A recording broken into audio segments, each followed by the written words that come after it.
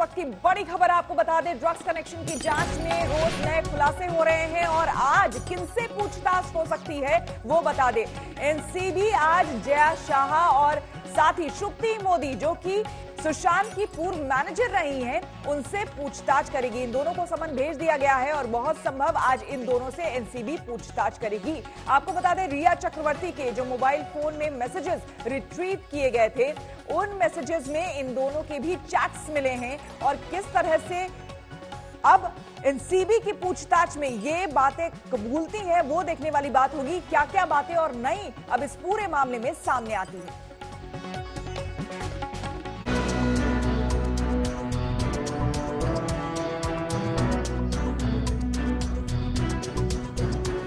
आपने कभी एमडीएमए लिया? जी नहीं, I have never taken any drugs. So you tried MDMA once? Never, and I'm willing to do a drug test.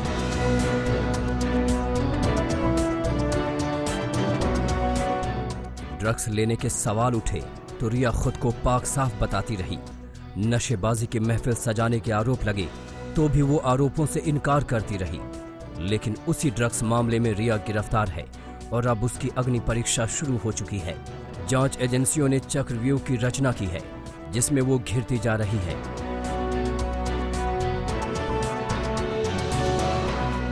Drugs मामले में रिया कई राज छिपा रही है, लेकिन अब वो शायद ऐसा नहीं कर पाएंगी क्योंकि उसकी दो अहम साझीदार बोलेंगी। ड्रग्स नेटवर्क की वो दोनों राजदार एनसीबी को बताएंगी कि ये ड्रग्स कनेक्शन कितना बड़ा है और रिया की क्या भूमिका है। जी हां, एनसीबी समन कर चुकी है इस हाई प्रोफाइल केस से जुड़े दो ऐसे किरदारों को जो काफी कुछ जानती हैं। उनके नाम हैं जया शाह और श्रुति मोदी। जया शाह सुशांत, रिया और शोविक की करीबी हैं। करीब 20 दिन पहले इसी जया शाह और रिया के बीच हुए व्हाट्सएप चैट का डिटेल सामने आया था और ये है श्रुति मोदी, सुशांत की पूर्व मैनेजर और रिया के ड्रग्स कनेक्शन की एक अहम कड़ी।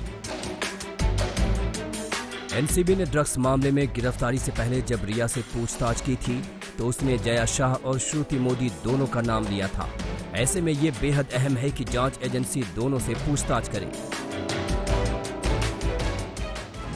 जहां तक रहा ड्रग्स का सवाल, परिवार की तरफ से जो एफआईआर दर्ज हुआ है उसमें हमने ओवरडोज की बात की है।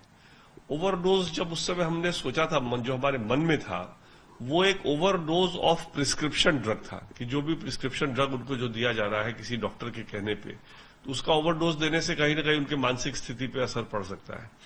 लेकिन यहां पर तो जो नई बात आ रही है, ये तो लग रहा है जैसे कि कोई बैंड ड्रग उनको दिया जा रहा था और वो भी बिना उनकी मंशा के, बिना उनके जानकारी के। सुशांत की मौत मिस्ट्री की गुत्थी सुलझाने में देश की 3 एजेंसियां जुटी हैं, लेकिन मौत के करीब 3 महीने बाद रिया की गिरफ्तारी हुई भी तो ड्रग्स मामले में। अब एनसीबी उसी मामले में रिया के करीबियों पर शिकंजा कसती जा रही है। रिया ने अपने मोबाइल फोन से जो मैसेज डिलीट किए थे उन्हें ईडी ने रिट्रीव कर लिया था। जो राज खत्म करने की कोशिश हुई थी वो सामने आ गए। उन्हीं चैट में से रिया के कुछ चैट थे जया शाह के साथ। रिया चक्रवर्ती और जया शाह के बीच पिछले साल 25 जून को व्हाट्सएप चैट के जरिए बातचीत हुई थी। उस चैट में दोनों ने क्या बात की थी ये भी सुन लीजिए। वाटरस्टोन पर सीबीडी ऑयल भेज रही हूँ। वाटरस्टोन पर भेजे जाने वाली ड्रग को श्रुति मोदी संभाल लेगी। हाँ, उसे काफी शांत कर दिया है। जया शाह ने श्रुति मोदी का जिक्र किया। रिया से सुशांत को लेकर बात की। अब 25 नवंबर 2019 का दूसरा चैट देखिए। इसमें भी रिया और जया शाह ने एक दूसरे से बात की थी। जया शाह ने रिया को सलाह दिया था कि ड्रग से कैसे नशा होगा।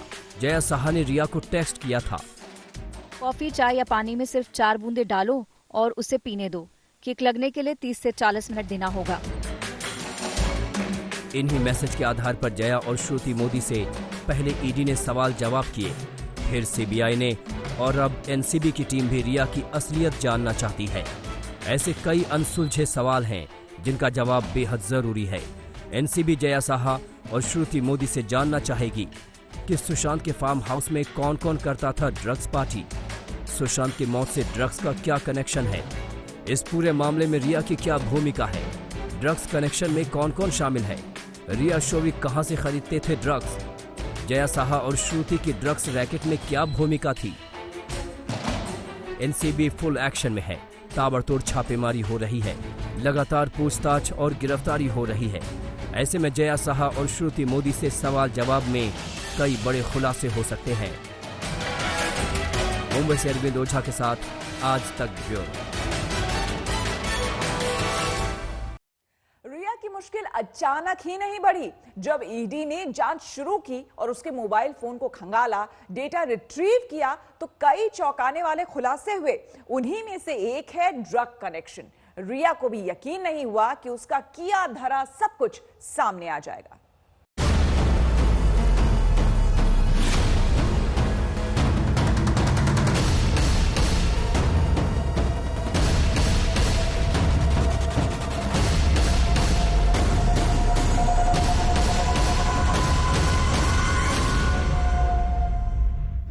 रिया मेरे बेटे सुशांत को लंबे समय से जहर पिलाया करती थी। वो इसकी हत्यारी है। सुशांत के मौत पर उनके पिता के सिंह ने ये बेहद संगीन आरोप रिया पर लगाए। उन्होंने कह दिया कि रिया ने जहर देकर सुशांत को मार डाला। परिवार वालों के आरोप बेवजह नहीं थे। रिया की चैट से ड्रग्स लेने और देने के खुलासे हुए तो घर वालों को शक नहीं रहा। जब शोविक और सैमुअल मिरांडा की गिरफ्तारी हुई तो उनसे पूछताछ कर एनसीबी ने वो सबूत जुटा लिए जिससे रिया का बचना मुश्किल हो गया। और आप सब लोग जानते हैं कि रिया चक्रवर्ती को गिरफ्तार किया गया है। She has been placed under arrest. हम बिल्कुल सबकी बेल अपोज करेंगे। बहुत क्लियर है, हम जुडिशियल कस्टडी मांग रहे हैं, हम बेल को अपोज करेंगे। मैं स्पष्ट करना चाहता हूँ। रिया के खिलाफ उसके भाई शोविक का बयान बेहद अहम हो गया। उसने एनसीबी की पूछताछ में कई चौंकाने वाले खुलासे किए। शोविक ने माना कि वो सुशांत के घर ड्रग्स की सप्लाई करता था। ये भी कबूला कि सुशांत के घर बैग में चरस की सप्लाई होती थी। शोविक के माने तो एक बार गांजे के लिए रिया ने क्रेडिट कार्ड से पैसे दिए थे। साथ में ये भी कहा कि रिया ने सुशांत के लिए ड्रग्स मंगाए थे। भाई बहन के ड्रग्स रैकेट में बड़ी भूमिका दिखती है। दोनों के बीच चैट से भी खुलासा हो चुका है कि कैसे दोनों ड्रग्स के इस्तेमाल की बात कर रहे थे। Yes please. वो दिन में 4 सिगरेट पीता है, उसी के हिसाब से प्लान करो। और वो बड की डोज लेता है। हाँ, बड भी। ओके, तो हम 5 ग्राम बड दे सकते हैं। उससे 20 सिगरेट बन सकती है। रिया को लेकर यह भी खुलासा हो चुका है कि वो सुशांत के फार्म हाउस पर ड्रग्स पार्टी में गई थी। वहीं शोविक रिया का बखूबी ड्रग्स सप्लाई में साथ निभा रहा था। रिया और शोविक का संपर्क कई ड्रग्स पैडलर से थे। दोनों की व्हाट्सएप चैट और फोन कॉल से एनसीबी को इस बात के सबूत मिल चुके हैं। इसी आधार पर अब तक नशे की दुनिया के 18 आरोपियों की गिरफ्तारी हो चुकी है।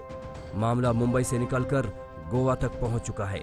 जो अहम गिरफ्तारियां हुई हैं उनमें क्रिस कोस्टा, करमजीत उर्फ केजे, जैद विलात्रा, सूर्यदीप मल्होत्रा और अनुज केशवानी जैसे नाम शामिल हैं। मुंबई से अरविंद ओझा के साथ आज तक ब्यूरो। सुशांत के फार्म हाउस में पार्टी को लेकर भी खुलासा हुआ है। एनसीबी के हवाले से मिली जानकारी के मुताबिक पावना डैम के पास फार्म हाउस में पार्टी होती थी। वहां आइलैंड पर भी पार्टी होती थी और उन पार्टियों का हिस्सा बनती थी बॉलीवुड अभिनेत्रियां। आज तक के स्टिंग ऑपरेशन में भी इस बात की तस्दीक हुई है।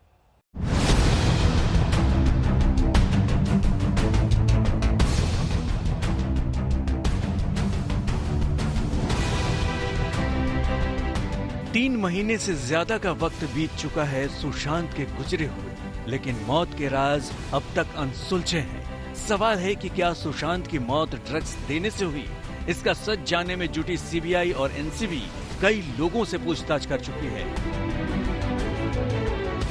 आज तक की टीम भी जोर शोर से इसके सच जानने की मुहिम में जुटी है। इस पड़ताल में कई हैरत अंगेज खुलासे हुए हैं। सामने आया है कि सारा अली खान, श्रद्धा कपूर जैसी अभिनेत्रियां सुशांत सिंह राजपूत के साथ ड्रग्स पार्टियों में शिरकत करती थी।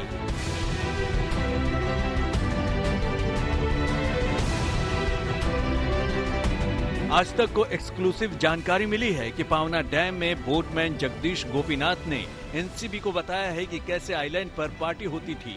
उनके मुताबिक यहाँ पर सुशांत अक्सर पार्टी करने और घूमने फिरने के लिए आते थे। यहाँ पर ड्रग्स पार्टी होती थी। इस पार्टी में सारा अली खान भी शामिल हुई थी। सारा 3-4 बार बोट पर बैठकर द्वीप तक गई थी।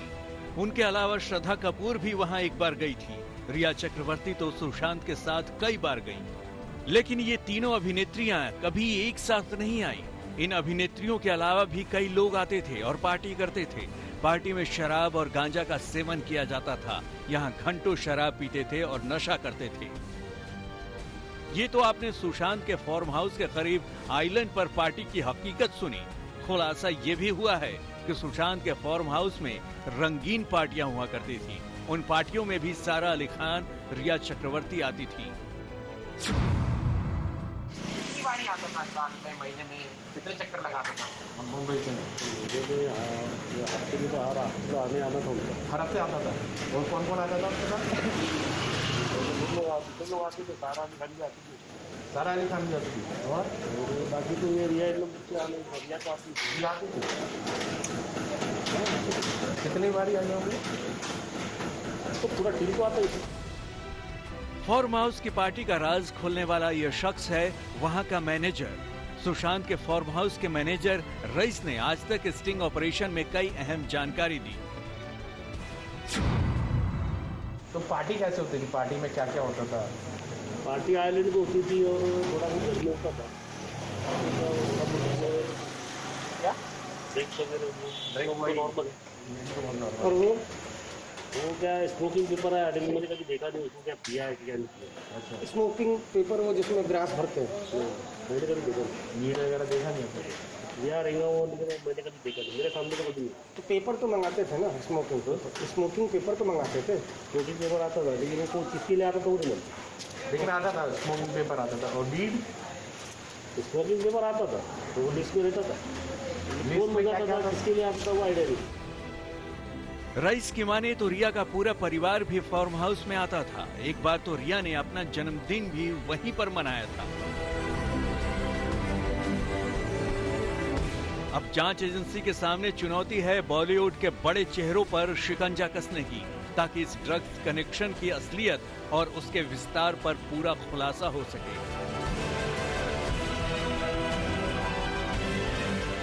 अरविंद ओझा, पावना डैम, मुंबई, आज तक। कंगना के आरोपों पर बॉलीवुड बढ़ गया है। कई कलाकारों को बॉलीवुड को गटर कहे जाने, मूवी माफिया जैसे शब्दों पर एतराज है। इसलिए जब इंडस्ट्री की सीनियर रही जया बच्चन ने कंगना के खिलाफ मोर्चा खोला तो कई कलाकार उनके साथ आ गए।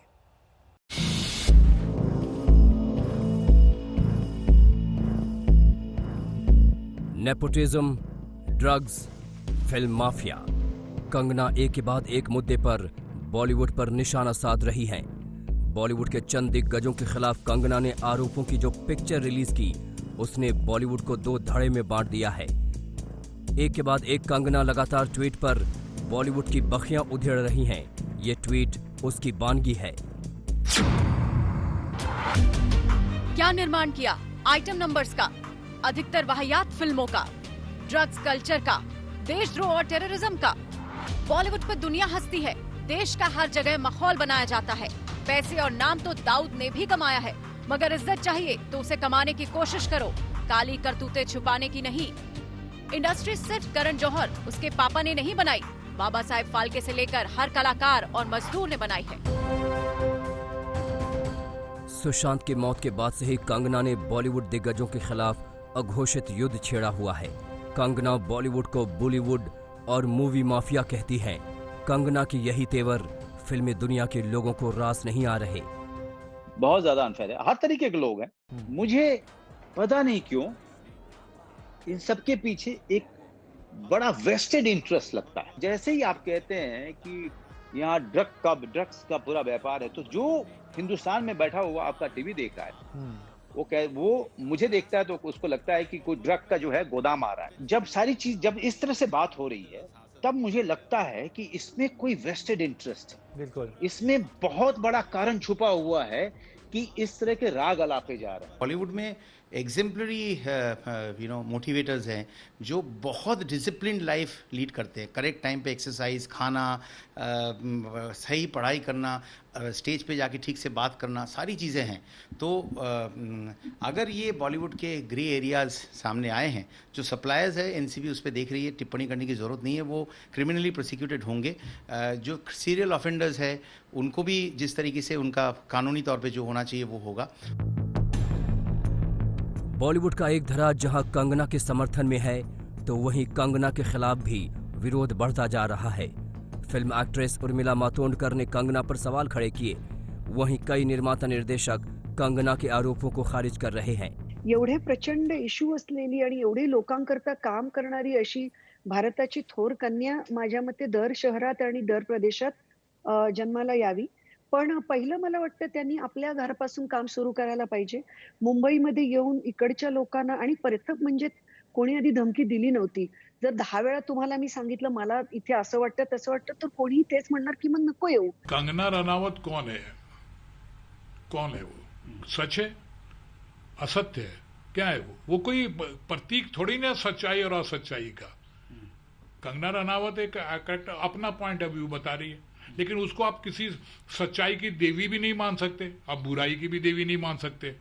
जो बातें वो अच्छी कर रही है वो अच्छी है, जो बातें खराब कर रही है वो खराब। हम लोग क्या करते हैं कि कोई आदमी को डायरेक्ट उसको प्रतीक बना देते हैं कि सच्चाई का प्रतीक हो गया ये, अब ये जो कहेगा वो ठीक है, ऐसा नहीं है। इट्स अ शेम, जिस थाली में खाते हैं उसमें छेद करते हैं। अब जब जया बच्चन ने खुद कंगना के खिलाफ मोर्चा खोला, तो उन्हें समर्थन देने के लिए तापसी भी मैदान में आ गई। हम लोग हमेशा नई पहल, वजहों और जागरूकता अभियानों के लिए खड़े रहे हैं। अब ये पे बैक का टाइम है। एक बार फिर इंडस्ट्री की महिला ने अपनी आवाज बुलंद की। बॉलीवुड के विरोध के बावजूद कंगना के तेवर नरम होते नहीं दिख रहे हैं, जिसे देखकर यही लग रहा है कि ये जंग अभी लंबी चलने वाली है। आज तक ब्यूरो। बिहार के डीजीपी गुप्तेश्वर पांडे को आपने हाल में कई बार सुशांत सिंह केस में टीवी पर बहस करते देखा होगा, लेकिन बहुत जल्द आप उन्हें एक नए अवतार में देखेंगे। जी हां, छोटे पर्दे पर वो बिहार के रॉबिन हुड बनकर आने वाले हैं। बिहार के मुख्यमंत्री पर कमेंट करने की औकात रिया चक्रवर्ती की नहीं है। DGP Gupteshwar Pandey Robin Hood Bihar के। मुंबई पुलिस और बॉलीवुड को चुनौती देने वाले बिहार के डीजीपी की ये नई पहचान है, बिहार के रॉबिन हुड की। हाल फिलहाल में टीवी बहसों में अपने जोरदार तेवर के जरिए गुप्तेश्वर पांडे ने बिहार की जनता के बीच कुछ इसी तरह की छवि बना ली है। कुख्यात अपराधी, बैंक लूटने वाले, रॉबरी करने वाले, डकैती करने वाले। वैसे तो गुप्तेश्वर पांडे को बिहार के डीजीपी की पोस्ट संभाले करीब 2 साल हो रहे हैं, लेकिन उन्हें सुर्खियां सुशांत सिंह केस और इसके बाद मची सियासी घमासान से ही मिली। करीब पूरा देश जान गया कि बिहार के डीजीपी का नाम गुप्तेश्वर पांडे है। अपनी ताजा तरीन दबंग छवि को डीजीपी साहब छोटे पर्दे पर भी उतारने को तैयार हैं। पुलिसिया वर्दी में पूरे तामझाम और रौब के साथ गुप्तेश्वर पांडे बहुत जल्द छोटे पर्दे पर नायक के अवतार में पेश होने वाले हैं। उन्हीं के नाम, काम और पहचान पर एक म्यूजिक वीडियो बन रहा है। इसका टीजर भी लॉन्च कर दिया गया है। ये गाना जब लाइन लिखे तो कैसे लिखे, तो हमने इसको शुरुआत किया कि चोर घुसखोर कांपे थर थर नाम से, माफिया अपराधी मांगे दुआ भगवान से, हिल जाए इलाका इनकी एक दहाड़ से, DGP Gupteshwar Pandey Robin Hood Bihar के। DGP Gupteshwar Pandey Robin Hood Bihar के। DGP Gupteshwar Pandey Robin. वैसे ये शायद पहली बार होगा कि कोई सरकारी कर्मचारी पद पर रहते हुए कलाकार बन जाए, वो भी अपनी वर्दी और पद की पहचान के साथ। जाहिर है वो सरकार के चहीते हैं, इसलिए इजाजत का सवाल भी नहीं होगा। लेकिन सिविल सेवा आचार संहिता नाम की भी कोई चीज है, उसका क्या? आज तक ब्यूरो।